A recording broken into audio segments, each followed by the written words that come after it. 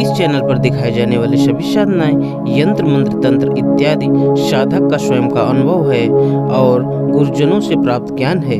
यदि आप बिना किसी योग्य गुरु के निर्देशन में साधना करते हैं तो उससे होने वाले प्रभाव एवं दुष्प्रभाव के जिम्मेदार आप स्वयं होंगे। मैं और मेरा चैनल इसके लिए जिम्मेदार नहीं होगा।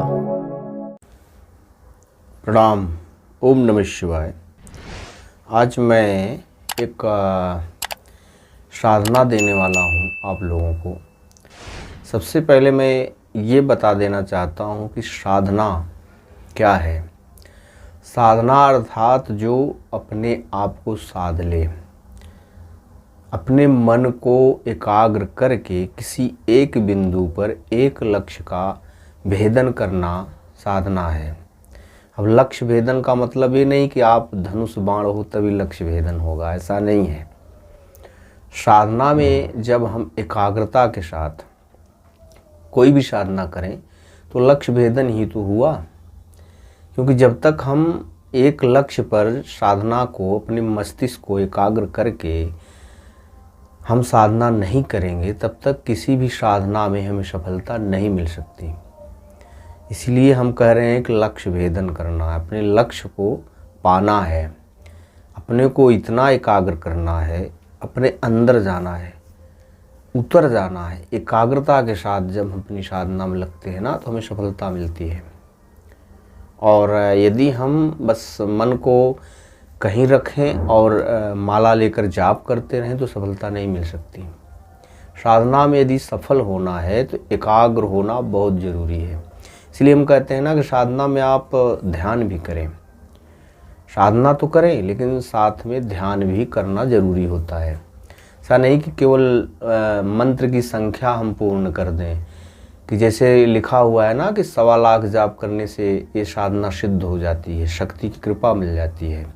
तो ऐसा नहीं कि हम बस मंत्र जाप पूरा कर लिए तो साधना सफल हो गई, इसका ये मतलब नहीं हुआ। साधना यदि आप करना चाहते हैं तो आपको गहराई से जुड़ना होगा, प्रेम से जुड़ना होगा, एकाग्रता के साथ मन एकाग्र करके जितना आप गहरे उतरेंगे, अपने अंदर उतरेंगे, एकाग्र होंगे, मन जो आपका विचलित होता है वो एक लक्ष्य पे लगा रहेगा, हमें ये सिद्धि करनी है, तो आपको सफलता मिल जाएगी निश्चित। तो साधना का मतलब आप शायद समझ गए होंगे कि कैसे किया जाता है। साधना को एकदम गहराई से लेना है, एक नियम के साथ, संयम के साथ चलना होता है। अगर साधना को रात्रि 9 बजे करना है और हमने आज 9 बजे रात्रि को साधना शुरू किया तो कल भी हमें 9 बजे ही करना है। ऐसा नहीं कि हम 10 बजे कर लें, 11 बजे कर लें या शाम को ही कर लें, ऐसा नहीं चलता। आपको बहुत उसमें जुड़ना होगा, मेहनत के साथ, परिश्रम के साथ। बहुत कीमती समय आप दे रहे हैं साधना में कुछ पाने के लिए, तो उसे नियम से, संयम से, गुरु की आज्ञा अनुसार जैसा विधि विधान है वैसा करिए।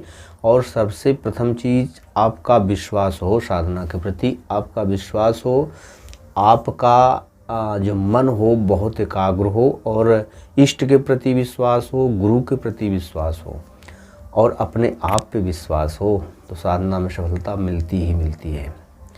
तो आज की जानकारी मेरी जो है एक साधना से है भूत भविष्य वर्तमान के लिए। देखिए, भूत भविष्य वर्तमान की बहुत सारी साधनाएं हैं। आप हनुमान जी की कृपा से भी भूत भविष्य वर्तमान जान सकते हैं, और भैरव जी के भी द्वारा जान सकते हैं, काली जी के द्वारा जान सकते हैं, और कर्ण पिशाचिनी भी बताती है। लेकिन मेरा आज का विषय जो है वो देवी स्वरूप से है, सौम्य स्वरूप से है। माता जो वारताली देवी हैं उनकी साधना मैं आपको बताने वाला हूँ कि माता जो वारताली देवी हैं इनकी साधना से आप क्या कर सकते हैं। तो वारताली देवी के बारे में लगभग सभी जानते हैं। तो वारताली देवी देवी हैं और ये कभी किसी भी प्रकार का नुकसान नहीं करती। कर्ण पिशाचिनी से साइड इफ़ेक्ट कुछ न कुछ होता ही होता है, लेकिन देवी हैं, माता हैं, आप इनकी साधना करेंगे तो आपका कभी नुकसान नहीं करेंगी।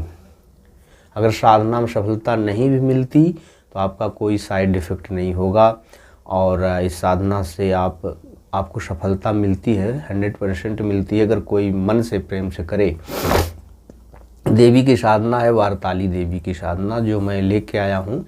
इसमें किसी भी प्रकार का यंत्र नहीं लगता। उसे वारताली देवी का यंत्र होता है जिस पे साधनाएँ करी जाती हैं। अगर यंत्र हो तो और बढ़िया है, अगर यंत्र नहीं है तो भी इस साधना को हम जिस विधान से बताने वाले हैं अगर किया जाए तो सफलता मिल जाती है।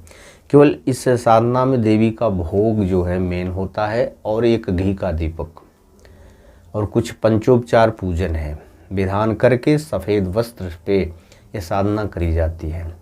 और यह साधना किसी भी अष्टमी से आप शुरू कर सकते हैं, लेकिन याद रखें कि अगर कृष्ण पक्ष की अष्टमी से करके आगे आने वाली अष्टमी तक हम साधना करें अगर, तो उसमें सफलता मिलती है। यह रात्रिकालीन साधना है, रात्रि 9 बजे की साधना। 9 बजे के बाद आप कभी भी कर सकते हैं। स्नान करना होता है, साफ़ सुथरे वस्त्र पहन करके चमेली का इत्र वगैरह चढ़ा देना है, लगा देना है। वो तो जो साधना लेगा हम उसको विधान बता देंगे, सारा विधान दिया जाएगा। अभी मैं बता रहा हूँ कि इससे आप क्या कर सकते हैं। इस वारताली देवी का अर्थ होता है, वारताली का मतलब होता है वार्ता करने वाली, जो आपसे वार्ता करे।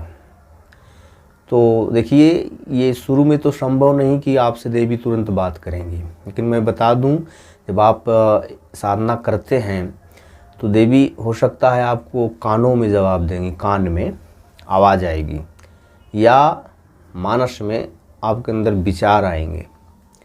आप कैसे भी दोनों में से इनसे भूत भविष्य जान सकते हैं। जैसे कोई व्यक्ति आपके पास आता है, कुछ पूछने आया, सामने आते ही आपके मन में ऐसे ऐसे विचार आने लगेंगे, भाव बनने लगेंगे, क्या है, तो वो बात जब आप उससे कहेंगे तो सत्य होगा। शुरुआती में प्रथम दौर में ऐसा ही होता है, लेकिन जब आप साधना को गहराई से लेते हैं और इसमें आगे बढ़ते हैं तो आपके कानों में आवाज़ आएगी, आना शुरू हो जाता है। फिर आप कभी कोई आया सामने, आवाज़ आ जाएगी कि ऐसा ऐसा व्यक्ति है, इसलिए आया है, इसका ये काम है, इसको ये समस्या है, ये निदान है, ये परेशानी, आप जान सकते हैं। कुछ भी सट्टे का नंबर, धन कैसे आएगा या लॉटरी, तो आपके ऊपर है ना, शक्ति को आप किस तरीके से चलाते हो, इससे कितना लाभ ले सकते हो आप। शक्ति तो बताने लगेगी, लेकिन आपको कभी इसका दुरुपयोग नहीं करना है। सदा जन कल्याण में ही शक्ति का प्रयोग हो, तभी शक्तियाँ साथ देती हैं।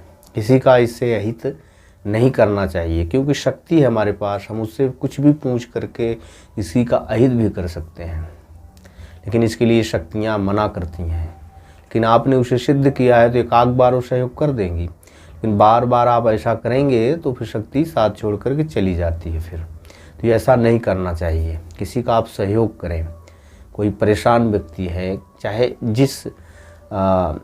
जैसे भी परेशान हो, जहाँ तक हो सके आप उसका सहयोग करें, परोपकार करें, तभी शक्तियाँ साथ देती हैं। तो ये वारताली देवी की साधना है जो बहुत अच्छी है, सौम्य साधना है, मेरे पास है।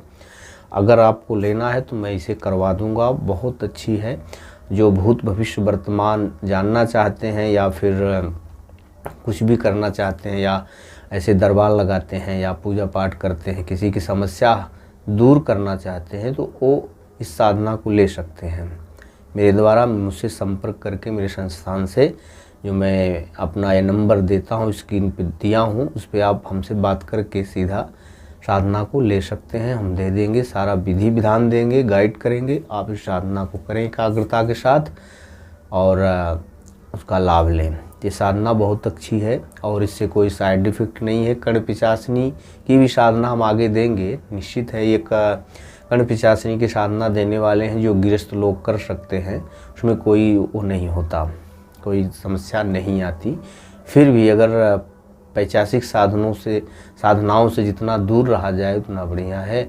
वारताली देवी की साधना आप करें, या काल ज्ञान के लिए और भी बहुत सारी साधनाएं हैं तो आप उसे भी कर सकते हैं। लेकिन अभी मैं जो वारताली देवी का साधना है वही बता रहा हूँ, इसके बारे में बताया हूँ। मैं विधि विधान ऐसे नहीं देता। जिसको लेना होगा वो मुझसे संपर्क करेगा, मुझसे जुड़ेगा और विश्वास के साथ मैं उसको बताऊँगा, सिखाऊँगा, करवाऊँगा।